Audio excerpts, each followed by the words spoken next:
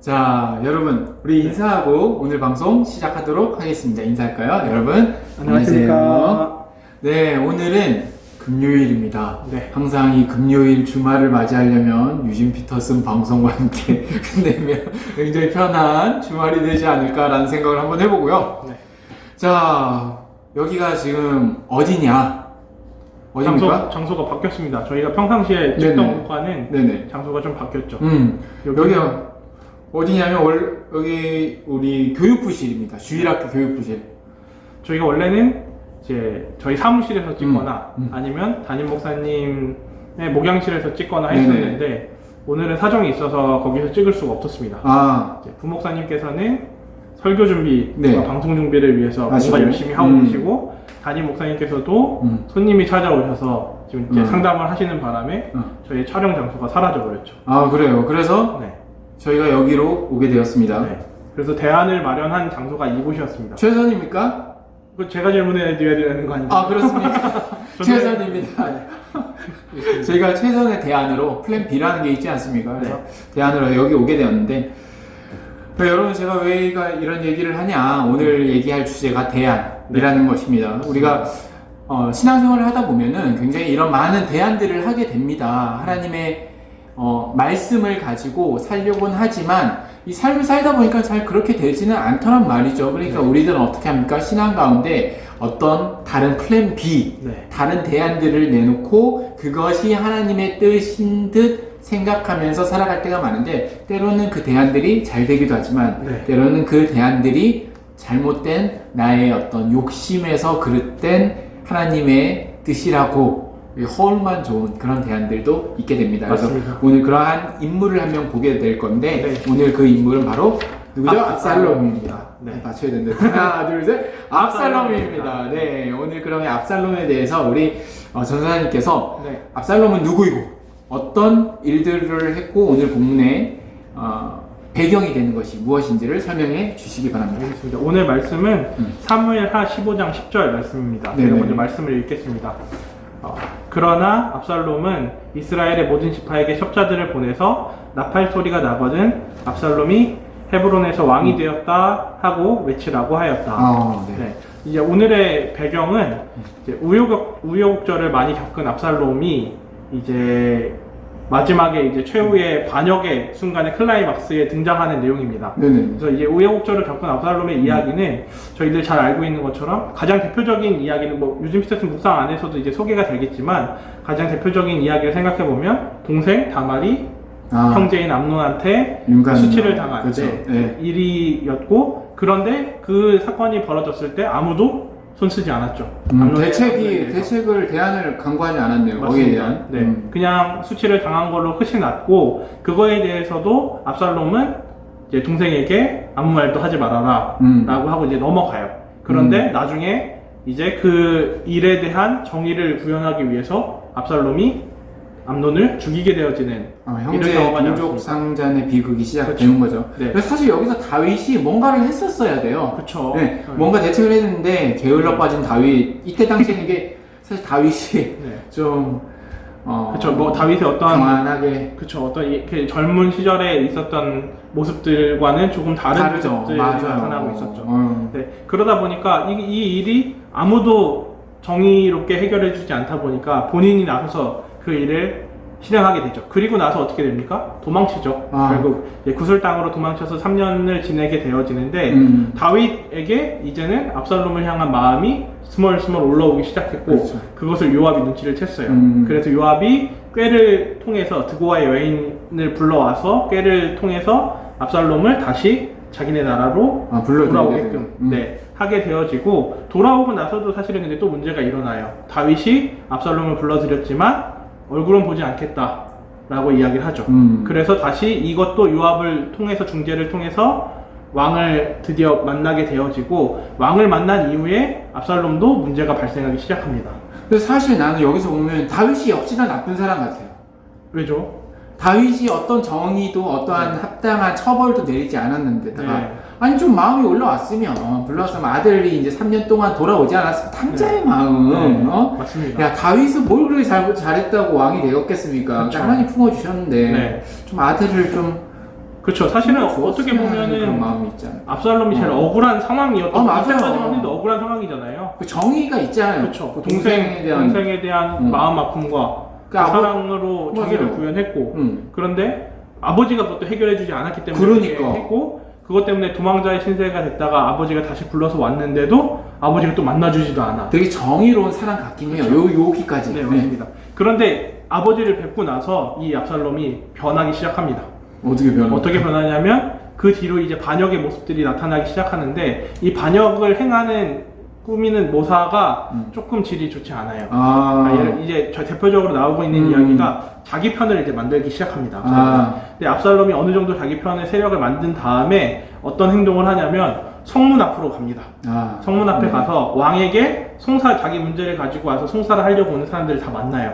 그리고 그 사람들의 사연을 다 들어주고서 압살롬이 하는 이야기가 당신이 정말로 의로운 선택을 했고 억울한 상황을 겪었는데 안타깝게도 성에는 들어가봐야 당신의 이야기를 들어줄 사람이 없다. 당신의 억울함을 해결해 줄 수 있는 사람이 없다. 그리고 자기 얘기도 했겠죠. 나도 봐라. 내 동생이 수치를 당했는데 그런 식으로 아무도 해결을 안 해주지 않았냐. 이럴 수도 있잖아요. 그래서 그러면서 이제 어필을 하는 게 내가 이 나라의 통치자고 재판관이었으면 당신 같은 사람이 그러지 않았을 텐데 들어줄 수 있는데 라는 식으로 하면서 사람의 마음을 훔치게 되죠. 이게 쉽게 말하면 그런 거네요.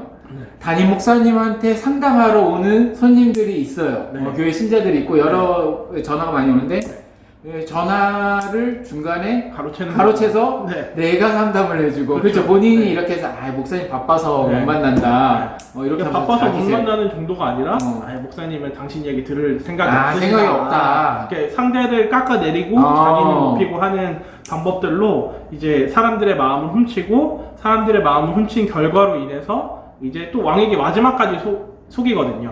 자기가 이제 하나님 앞에 소원한 게 있으니까 나는 이제 헤브론으로 좀 가봐야 되겠다라고 속이고 왕이 흔쾌한 마음으로 아버지가 보내줬는데 그곳에 가서는 모사를 꾸미고 있었던 거죠. 거기에서는 이제 쿠데타다, 혁명이다 하면서 이제는 내가 왕이다 라고 이야기하는 반란을 일으켜버리는 그렇죠. 오늘 본문의 배경입니다. 그러니까 내가 보니까 압살롬은 기본적으로 아버지에 대한 마음이 안 좋았던 것 같아요. 아버지가 뭔가를 해줬어야 되는데 처음 그 사건이 자기 동생 사건 발생했을 때부터 자기를 불러들였을 때까지 어떠한 너그러운 아니면 정의로운 결정도 하지 않았기 때문에 거기에 대한 불만이 드러났고 그렇죠. 사실 그런 불만들이 욕심으로 나타난 것 같아요. 맞습니다. 처음엔 정의로운 사람 같았지만 결국은 자기가 권위를 찬탈하려고 하는 그 밑바닥의 모습들이 나오지 않았나. 맞습니다. 그런 생각이 있습니다. 그래서 오늘의 말씀이 이제 그러면서 압살롬이 헤브론의 왕이 되었다라고 외치라고 했다. 이렇게 계획을 꾸미는 건가요? 맞죠? 그래서 오늘의 말씀을 가지고 유진 피터슨이 그런 말씀을 했습니다. 오늘의 그 압살롬의 이야기들은 하나님의 주권 아래 있다라고 이런 표현을 해요. 제가 딱 보니까 압살롬의 이야기 중에 하나님의 이야기는 없는 것 같은데, 유진 피터슨은 이런 얘기를 해요. 그래서 하나님은 다윗의 머리에 기름을 부었고 하나님의 백성을 다스리게 했습니다. 근데 다윗을 선택한 이유는 뭐냐 하면 그가 뭐 완벽하거나 완전한 타고난 리더 상이라서 그런 게 아니라 그냥 하나님께서 선택하신 거예요. 하나님께서 그렇게 하시려고 선택을 하셨다라고 하는 거예요. 그럼에도 불구하고 하나님은 다윗을 사용하셨고요. 오히려 성경에서는 다윗의 연약한 모습, 오늘도 사실 연약한 모습들이 많이 드러나지 않습니까? 연약하고 부족한 모습들이 더 많은 부분에 할애를 하고 있습니다. 하지만 하나님이 사용하시는 그런 사람들을 보면은 이 사람들의 뭐 의의가 어디 있고 못난 게 어디 있고 이거 아니라는 것을 확실하게 알 수 있다라는 거고, 근데 또 신약에서는 예수님이 하나님이 사용하시는 분으로 나오지 않습니까? 근데 이 예수님의 경우에는 완전하고 완벽한 모델로 이렇게 나온 거. 그러니까 하나님 사용하시는 분들은 이런저런 사람들 다 사용하신다. 그렇기 때문에 모든 이 세상의 생과 삶 가운데, 역사 가운데 하나님의 주권 아래 있다라고 얘기를 합니다.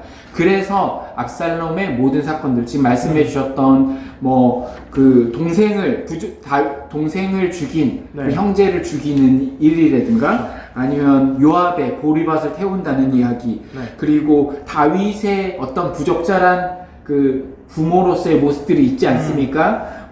바람을 피우고 동생 솔로몬을 바라봐야 되고, 사실 그 집안이 온전하지는 않았을 것 같아요. 그러니까 이런 일들이 벌어지겠죠. 이렇게 깨어진 아버지를 둔 이 불행했던 어린 시절들, 모든 사건들이 결국 보면은 하나님의 개입은 어디 있느냐라고 우리는 질문할지도 모르겠습니다. 네. 하지만 이 사건의 본질은 뭐냐면 결국은 이런 사건들조차도 하나님의 주권의 그 본질에는 받아들이느냐, 네. 그렇지 받아들이지 못하느냐라는 것에 있다라고 하는 거예요. 네. 그러니까 나쁜 예를 오늘의 사건도 역시 보여주고 있다라는 거예요. 그렇죠. 그래서 압살롬의 이야기는 하나님의 통치를 대신해서 내가 정의를 한번 내세우겠다라고 하는 굉장히 어떤 매력적이고 재미있는 이야기이고 그럴듯한 대안일 수가 있습니다. 맞습니다. 하지만 우리들은, 그리고 또한 우리들의 삶에서 압살롬과 같은 경우가 너무나 많아요. 네. 하나님께서 이 세상을 통치한다라고 얘기는 하지만 여전히 우리들은 어떻게 합니까? 이 세상에 하나님을 대신할 여러 가지 자신의 좋은 생각들, 네. 좋은 영향들을 많이 받고 실제로 우리는 그런 좋은 대안들을, 하나님이 아닌 인간의 생각들을, 대안들을 행하고 한다고 하는 것입니다. 네. 그리고 그 가운데서 고민하는 것이죠. 우리들은 신자의 고민이자 유혹된 그런 많은 삶 속에 있는 것이 우리들 그리스도인의 삶이라고 하는 겁니다. 네. 하지만 분명히 압살롬의 이야기는 우리들에게 교훈을 준다라는 것이죠. 우리들을 유혹하는 좋아 보이는 대안들이 많이 있겠지만 결국 본질은 무엇이냐? 하나님의 주권을 받아들이느냐, 거부하느냐. 그렇지 않느냐, 네. 내 욕심이 있느냐라는 거예요. 저는 오늘의 그 묵상을 보면서 그런 생각을 했습니다. 우리가 하나님의 뜻을 다들 믿는 사람들한테 하나님의 섭리를 믿으십니까? 라고 하면은 다 믿습니다. 라고 네. 하면 하나님의 뜻대로 살고 있습니다. 네. 그러니까 제가 그리스도인이죠. 하지만 많은 사람들이 하나님의 뜻을 알고 있고 있음에도 불구하고 하나님의 뜻을 이용해 먹는 것 같아요. 그럴듯하게 포장해서.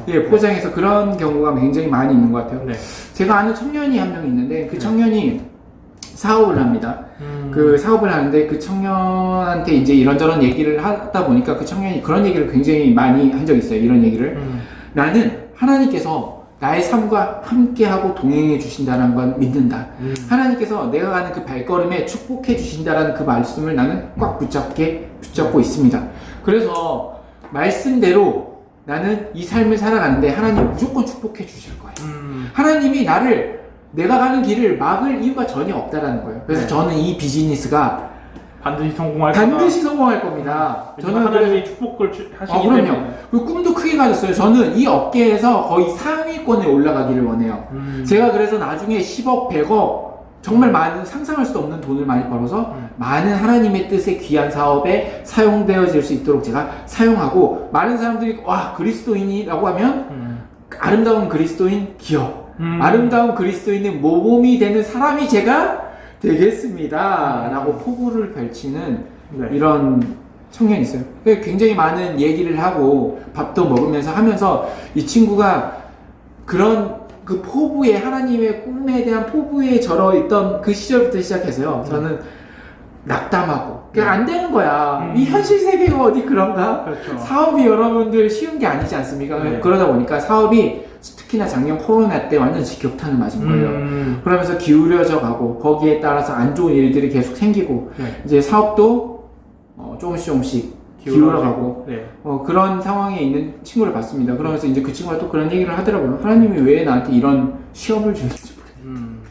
이게 모든 게 다 하나님의 뜻이에요. 그 친구한테 하나님이 분명 이렇게 만드는 건 내가 회개해야 되는 일들이 있어서 이렇게 하는 거다. 그래서 맨날 회개 기도하고 있습니다. 이렇게 얘기를 하더라고요. 그러면서 이제는 이제 원망을 하진 않습니까? 원망도 하더라고요. 하나님 원망도 하고. 같이 얘기하지 않았습니까? 그 친구가 뭐라고 그랬죠?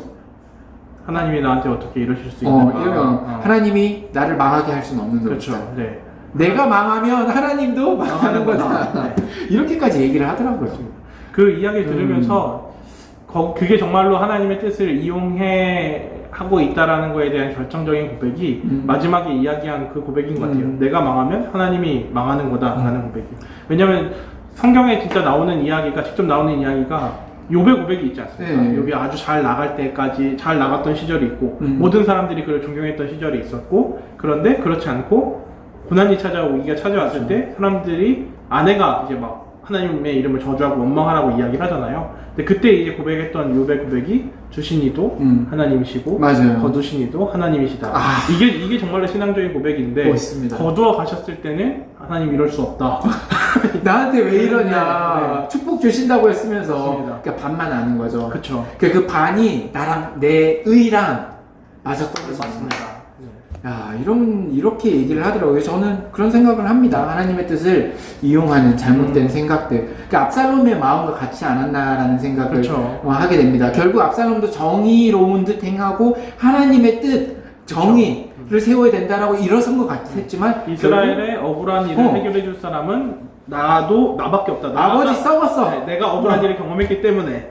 네. 아버지 썩었어. 그랬는데 지가 딱 났는데 그 가면들이 언제 벗겨나냐면 그 권력을 탐하는, 결국은 자신의 욕심이 드러나게 되는 사건이 권력 찬탈로 이어지는, 그렇게 이어지는 거죠. 조선생 이야기 들으면서 저도 한 가지 이야기 생각났는데 저도 이제 청년을 만나서 이제 밥을 먹다가 보니까 그 청년이 이제 자기 부모님 이야기를 해줬어요.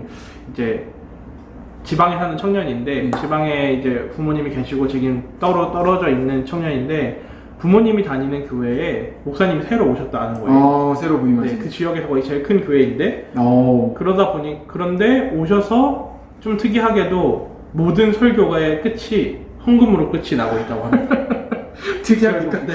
특이하군요. 결국 이제 모든 설교의 끝이 헌금으로 연결이 되고 그 결과가 뭘로 나타나냐면 결국은 교회를 건축해야 된다. 돈이 모여서? 네, 아니죠. 더 모으려고. 더 모아서? 네, 더 모으기 위해서 교회 건축을 위한 헌금을 하자. 이미 제일 큰 교회인데. 그렇죠. 이미 지역에서 거의 제일 큰 교회인데도 불구하고 우리는 교회를 더 증축을 해야 되니까 건축 헌금을 해라 라는 식의 이야기를 했다고 해요. 근데 이 친구의 부모님이 그 이야기를 들으면서 이거는 진짜 너무 나갔다. 이건 안 되겠다. 그래, 이건 아니다. 네, 그걸 이제 반대해서 그 일이 결국은 없던 일로 취소가 됐대요. 앞장서서 반대하셨나 보죠? 그렇죠. 그랬던 것 같아요. 이제 부모님이 그리고 그 교회 오랫동안 계셨기 때문에 이제 영향력이 있으셨겠죠. 그렇죠. 이제 그러다 보니까 그 다음에 이제 어떤 일이 생겼냐면 20년 넘게 부모님께서 그 교회를 섬기셨기 때문에 당연히 이제는 부모님이 임직을 하실 차례가 된 거예요. 장로 그렇죠. 임직. 장로 임직이 될 차례가 됐어요. 모든 교인들이 생각할 때도 저분은 우리 교회 장로님이 되실만해 라고 인정을 하는 분인데도 불구하고 그 사건, 교회 재건축 그쵸, 반대를 했던 사건 때문인지는 모르겠지만 그게 유력하겠죠. 네. 그 사건 이후로 갑자기 장로 임직을 피택하는 거에 대해서 아버님만 제외를 당하셨다고. 그래서 이런 걸 보게 되어지면 어떻게 보면 그 교회에서 하고 있는 모습들이 압살롬이 했었던 잘못된 대안을 택한 모습이 아닌가 하는 생각이 저는 또 교회에 안 좋은 하나님의 뜻을 자기 마음대로 이용해 먹는 게 다 들어있네요. 그렇죠. 거기에 돈, 건축, 그리고 임직 문제 다 걸려있네요. 맞습니다. 그 부모님은 지금 교회를, 그래서 지금 그 교회를 제대로 이제 나가지 못하고 계시다고 하는 것 같아요. 참 안타까운 소식이었어요. 쉽지 않죠. 네. 근데 이제 이렇게 사역자들의 문제가 있는 부분들도 분명히 있지만 또 이게 또 사역자만의 문제는 아니다라는 생각. 저희만의 문제는 아닙니다. 저희만 잘못된 게 아니에요. 제가 학부 시절에 이제 학교에서 이제 들었던 수업 중에 교수님이 그런 얘기를 하신 적이 있어요. 교회에서 하는 일 중에 교회에서 무언가를 하자고 하는 일 중에 나쁜 일을 찾을 수 있냐?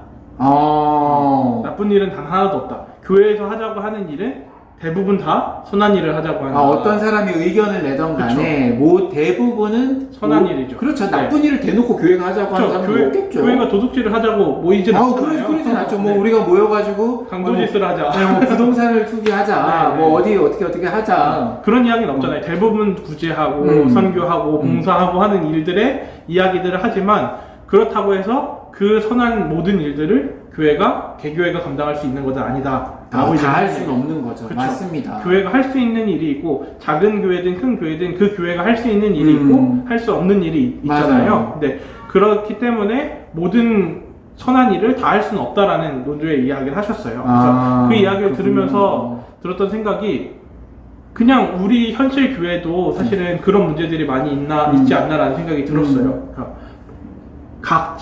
각자 소견에 옳은 대로, 각자 소견에 바른 생각들을 가지고서 이 일을 해야 된다라는 주장들이 굉장히 많이 있는 거잖아요. 네, 그렇죠. 사실은 그게 교회를 건강하게 하기도 하죠. 네. 그런데 다만 이제 문제가 되는 건 뭐냐면 그렇게 주장을 했을 때 그 주장이 받아들일 수도 있고 받아들이지 못할 수도 있잖아요. 다 할 수는 없으니까. 네, 말씀드렸던 것처럼 교회가 선한 일을 모두 다 할 수 있는 건 아니기 때문에. 맞습니다. 근데 이제 문제가 되는 건 뭐냐면 그 주장이 관철되었을 때는 기뻐하고 자신의 주장이 관철되지 못했을 때는 무언가 잘못된 것처럼. 그러니까 내 의견이 안 받아들여지면 이 교회 이상한 거야. 그렇죠. 여기 목사님 이상한 거지. 네. 이 교회가 아니 내가 정인데 네. 똑같은 정의가 있으면 네. 내가 채택돼야 정인데 그렇죠. 여기 잘못되고 있다. 네. 이건 아니다. 그렇죠. 그래서 맞아요. 우스갯소리로 교회에서 나는 싸움이 제일 무서운 싸움이라고 얘기하잖아요. 왜냐면 다 하나님의 이름을 걸고 싸우니까. 둘 다 의거든. 네. 하나님의 의가 있거든. 내가 지면 하나님이 지게 되는 거니까. 거니까. 맞아요. 그런 일들 많아요. 맞아요. 그러다 보면 이게 파벌로 싸우더라고요. 사람들한테 그렇죠. 이렇게 얘기하잖아요. 그 안 받아들여지면 네. 이렇게 했는데 안 받아들였다. 목사님은 이 내 의견을 안 받더라. 뭐 이런 식으로 하면서 괜히 압살롬처럼 그쵸. 다윗이 잘못됐어 우리 아버지 이렇게까지 나가는 경우가 얼마나 많이 있는지 모르겠습니다. 맞습니다. 근데 사실 우리들 교회 생활을 하다 보면 사람들이 모여 있다 보니까 우리가 이러한 일들이 너무나 많이 있는 것 같습니다. 네. 그런데 우리가 여러분들 오늘의 말씀을 통해서 그리고 우리들이 여러 가지 얘기를 했던 것 중에서 우리들이 분명히 기억해야 될 것은 그 소중한 내 의라고 주장하는 것에 하나님의 뜻이라고 하는 그 밑바닥의 본질에 나는 결국은 하나님의 통치에 안에 있는가. 내가 안에 있는가 네. 하나님을 믿는 그 순수한 마음으로 있는가 내 의견이 안 받아지더라도 네. 우리들이 다른 사람의 의견을 정말 좋은 의견이라고 하면 네. 받아들여주고 또 맞습니다. 접어갈 수도 있고 그쵸. 왜냐하면 내 의만 내세우다 보면 그게 결국 네. 하나의 고집이 될 수 있고 맞습니다. 교만이 될 수가 있고 파벌로 이루어질 수 있는 심각한 문제가 있을 수 있기 때문에 때로는 내가 뒤로 물러서서 또 다른 사람들의 의견 나쁘지만 않다고 한다면 맞습니다. 따라주는 게 또 네. 사람들이 모여있는 공동체로서의 건강한 모습을 또 갖고 가는 게 아닌가 그렇죠. 그리고 그런 분들이 존경을 받을 수 있는 게 아닌가라는 생각을 합니다. 네. 그게 하나님의 방법을 따라갈 수 있는 하나님의 통치 안에 살 수 있는 방법인 것 같습니다. 분명 많은 일들이 너무나 다양하게 일어나기 때문에 네. 어떤 것이 옳다 그르다라고 판단하지 못합니다. 그리고 네. 저희도 저희보다 더 연세가 경험이 풍부하신 분들의 어떤 지혜를 따라가지 못하는 일도 분명히 많겠죠. 맞습니다. 그렇기 때문에 우리들은 여러 가지 생각과 사람들이 모여 있을 때 더 신중하고 하나님한테 기도하는 마음으로 네. 다른 사람들을 더욱더 수용하고 받아들일 수 있는 네. 그런 모습들이 필요한 게 아닌가라는 생각을 해보게 됩니다. 맞습니다. 네. 오늘은 그렇게 네. 하나님의 방법에 대해서 잘못된 대안을 가지고 있는 여러 가지 일들에 대해서 우리가 네. 얘기를 해봤습니다. 과연 여러분들은 어떠한 하나님의 뜻이 나에게 있다라고 누군가에게 상처를 주진 않았는지 내가 나를 속이고 있지는 않는지 네. 고민하시고 그렇게 하루하루의 삶에 하나님에게 더욱더 가까이 갈 수 있는 생각과 삶으로 살아갈 수 있는 그런 모든 분들 되셨으면 합니다. 네. 오늘 방송 그럼 여기서 마무리할까요? 네. 인사하고 마치겠습니다. 여러분 감사합니다.